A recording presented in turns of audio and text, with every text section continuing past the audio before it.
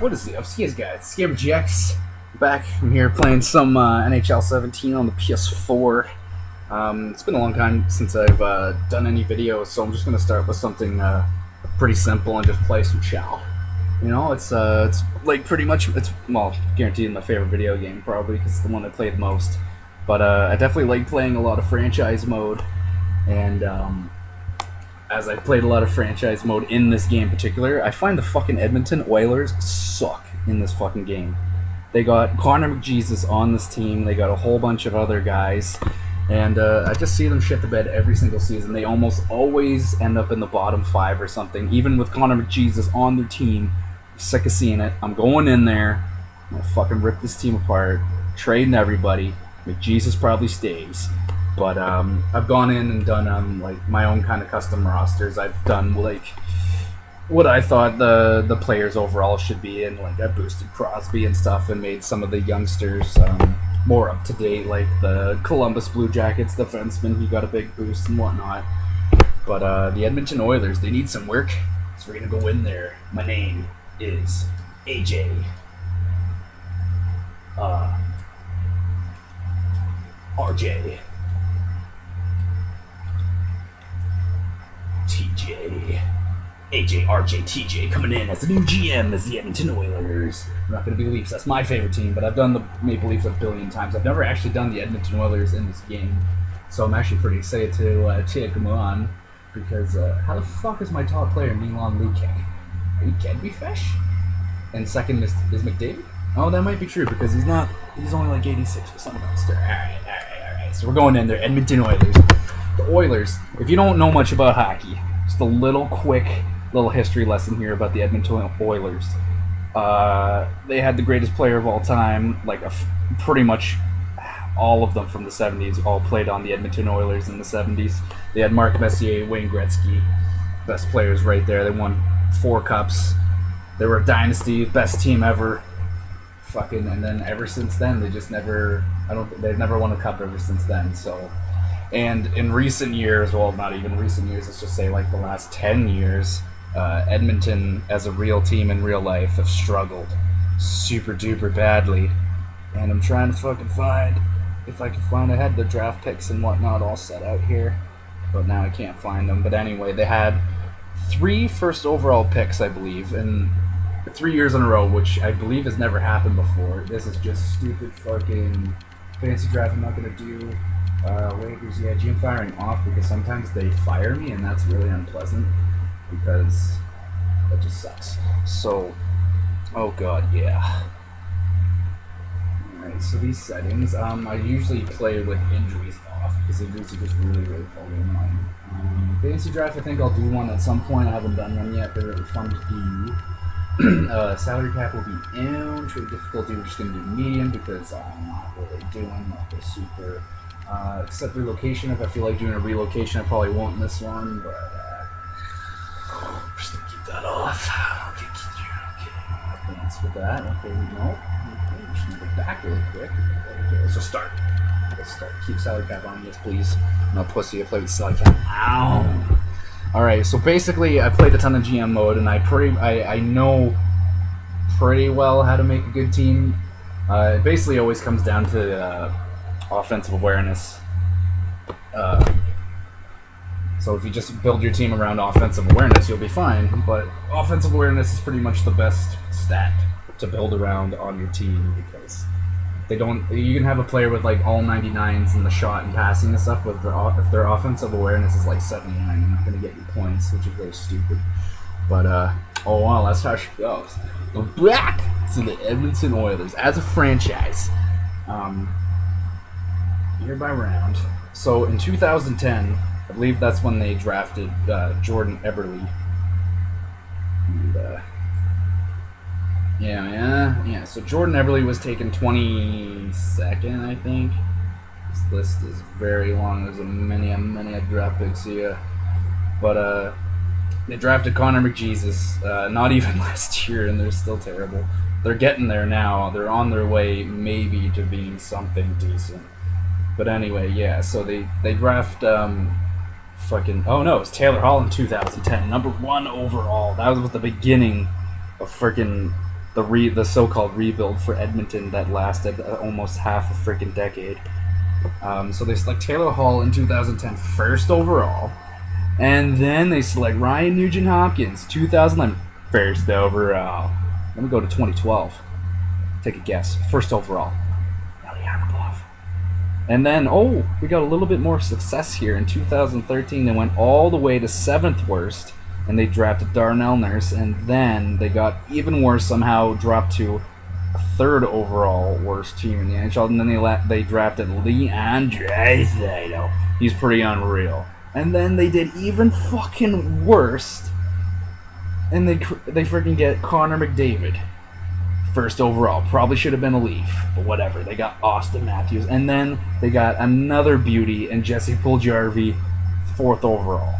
What the fuck? How does a team with that many top 5, top 10 draft picks still be in the basement? So, in this video, we're pretty much going to take a quick evaluation of the team, see what we got to work with here, and let's just see where we're going to begin here. So, let's just go to trade, because we're probably going to be doing trades right off the bat, because this team is pretty much a mess from what I can see in simulation anyway. Like in real life, they're pretty decent. So we got Connor McJesus, 88 overall, 19 years old. Jesus. My goodness God, this kid, he's something special. He's leading the league in points right now as of this recording, and he's probably going to finish with the most points, I imagine, but we'll have to see. Leon Draisaitl I gave a little bit of a boost because the kid is fucking unbelievable. He plays with McDavid, I believe, most of the time. But I just boosted him up to just regular medium elite because he was low elite, and I think that's kind of mean to Leon, so I'm going to give him a medium. Lukic is here. He's the mean tough guy, but I have a good feeling he's going to be not here on my team. So I'm not paying you $6 million for 7 more years. I'll keep him for a couple years probably.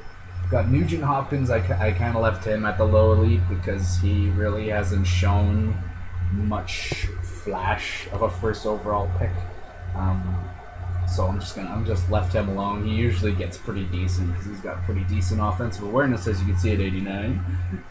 You got Adam Larson here with, holy fuck, one of those really bad trades. I don't even have Taylor Hall to work with here anymore. For God's sakes, I forgot all about that. He's gone to Jersey. I'm stuck with Larson here. I made him a medium top 4 because he had low elite, and he never really goes anymore. So I'm just gonna try him with medium top 4, see if he can get any better. Yeah, Griffin Reinhart, Jordan Eberle. He's had a pretty rough year in real life. I think the dude went 16 games without a fucking goal, and this guy is a sniper. So, but in this game anyway, he's pretty good. So I'm gonna keep him. I'm gonna probably keep him. Maroon is one of the guys I gave a boost because this guy this season's just playing ridiculous because he's playing with Jesus. So I just gave him a little boost in the offensive categories, not too much, just so it's a little bit closer to reality here. Other than that, the team isn't really anything special here. You got, what's his face here? Darnell Nurse, I just made a high top 6. He was, I think, a low elite, but I don't think he's really cut out to be an elite player. Maybe a top 6, top 4. So I gave him the high top 6. I think that's fair. And then the net, Jesus, you got Cam Talbot. I probably should have gave a little bit of a boost over 85, but he's not. He's pretty good. I mean, he's not. He's better in this, I imagine. I probably should give him a boost, whatever. We'll have to deal with him. We're probably going to trade him. You could 85. Well, actually, 85 is not horrible. We got Jesus to work with here. We got Puljujarvi. We got Draisaitl. These 3 here, we're probably going to keep. Lucic probably traded. You could probably stay. You could probably stay. You could probably stay. Gone.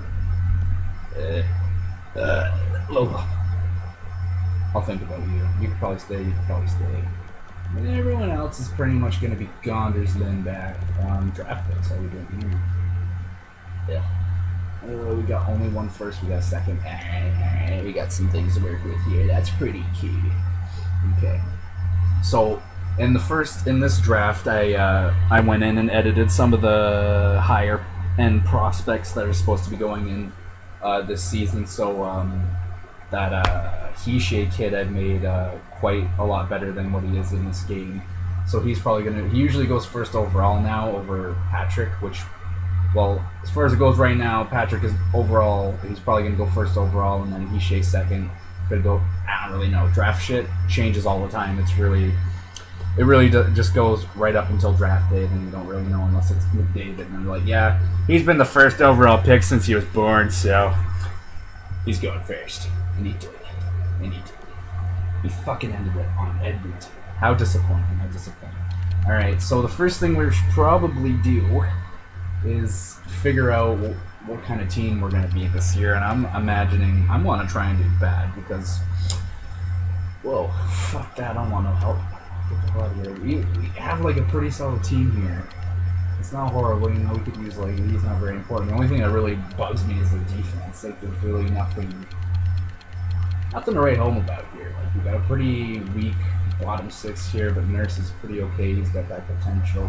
Yeah, he's pretty old. I might want to get rid of Oscar Clefbaum. Oh god, they signed just 7 years for 4.6. Jesus Christ.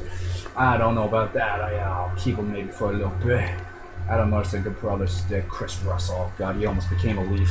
Oh wow, he's only 3.1. That's not bad. I heard the Leafs were gonna sign him for like $5 million. I was like, no way. Can't tell, but he's pretty cheap for 3 years. He could probably stay for those 3 years until I can find something else because the goalie market.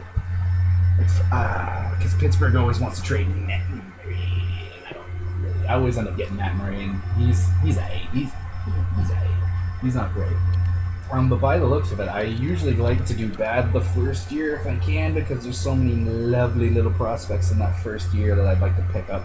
It'd be lovely to get frickin' Hishay or even any one of those top 5 that are in there. Anyone that could play with David. But we got Lucic and Eberle that can play with him. Who the fuck are you? Ben Walker. Oh, buddy, you're gone. You're so fucking traded. Oh, you're from Minnesota? You got drafted by Minnesota? Oh, you're a good Canadian there, boy. Oh, he's a good Canadian boy there. Third line scorer on the second line. It can't fucking happen. No, Leon's probably going to go here. Oh, God, yeah, there's a lot of things we can do. So probably in between this video and the next, I'm going to scout out some players that I could probably go and trade for.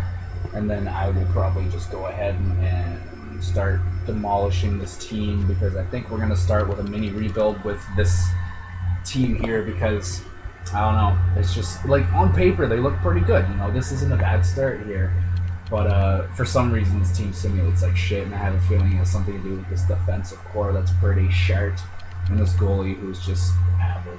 Oh my fucking lord, Jonas Gustafsson, the monster.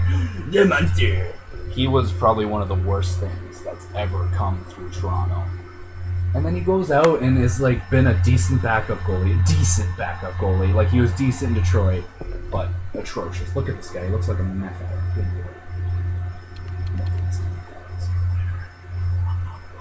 Anyway, what's going on here with prospects in the A? Back. We got Oliver. I'm gonna try saying that name, but defense, anything good here? Holy, Andrew Ference is still here. We got Griffin Reiner. Oh, Mark Figure. He used to be a Leaf. That's interesting. Little goalie's got any. Oh my god. All these amazing draft picks. The weird thing is, like, Edmonton has traded away 2 of their first overall picks. Taylor Hall's gone, and Nail Yakupov got traded to St. Louis, and he has literally disappeared. Like, I haven't heard about him since the trade happened. And that's the end of Nail Yakupov by the looks of it. Like, I thought maybe he would have been a cool thing for the Leafs to maybe pick up because he's a young, speedy thing, but I'm damn happy with the Leafs. I'm going to talk a lot about the Leafs during this little series here. If you don't like hockey, that's fine. I'll probably talk about video games. You can leave a comment down there and just like we just talk about video games. I've been playing Ratchet and Clank on PS4. It's a good time. Me and my girlfriend have been playing the Lego games. And like I only played one Lego game back in on the PS2, and it was just the Lego Star Wars, and I haven't played any of them, but they're actually damn fun games. So there's opportunities for us to maybe play those. But again, I'm just recording like the gameplay off the PS4, so like it doesn't let you record cutscenes and whatnot. But the GM mode thing is fine because there's no cutscenes and whatnot. But if you have any suggestions of like games with minimal cutscenes, then yeah, I could probably go ahead and start playing some of those games. But for now, I'm just gonna chill, play some Shell, and let's see if we can win some Stanley Cup here in Edmonton. But we're probably